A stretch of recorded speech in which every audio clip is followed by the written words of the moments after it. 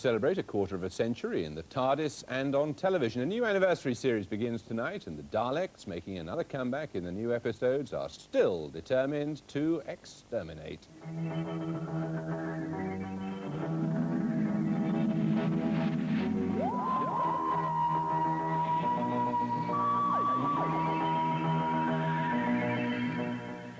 It's nearly 25 years since Doctor Who first appeared on the BBC, and during that time both the programme and the Doctor himself have changed a great deal. Doctor.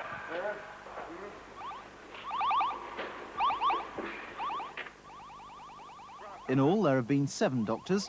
From William Hartnell in 1963, he's regenerated 6 times, and now, in 1988, is appearing as Sylvester McCoy. What's the situation? Who the devil are you? And the Doctor. Travelling in his TARDIS through time and space, the Doctor's pitted his wits against countless enemies, some terrifying, some not so terrifying.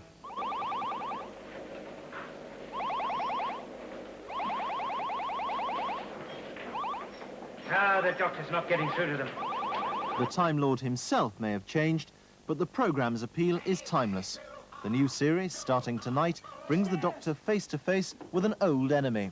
You are the Doctor! You are the enemy of the Daleks! You will be exterminated! Exterminate! Exterminate! Exterminate! Exterminate! And with us now, making a rare visit back to Earth, the latest Doctor Who, Sylvester McCoy, and the author of Doctor Who Encyclopedia, David Saunders. What's the secret of the Doctor's longevity? Well, maybe they keep changing the Doctor all the time. But also I think it's because it excites the people who work on it. You know, the backstage staff, the technical staff, the designers. Instead of having to design, you know, a breakfast television studio, they can go off and design something in outer space. The writers can let their mind go crazy. And also, the writers can write anything, a love story, cowboy story, fast forward. It's a unique format of the show that's kept it going for 25 years, and it can keep going for another 25 years. So what's happening? Is it the same old audience, which is just getting balder and greyer as the years go by, or is it new people watching it? Because actually, the most exotic thing in it is a police call box. I mean, in the age of space travel, that's the most unusual thing in people's lives, isn't it? Well, that's something for people to latch on to. It's certainly what the American fans go for, the Britishness of it. They prefer that to all the Star Wars gloss. The American fans take it very seriously, don't they? Oh, very seriously indeed. I go to America quite a lot now, to conventions, and I was at one convention and someone got up and said to me, excuse me, Doctor, when you were in your third persona, what were you thinking when you opened the door onto the planet Thal?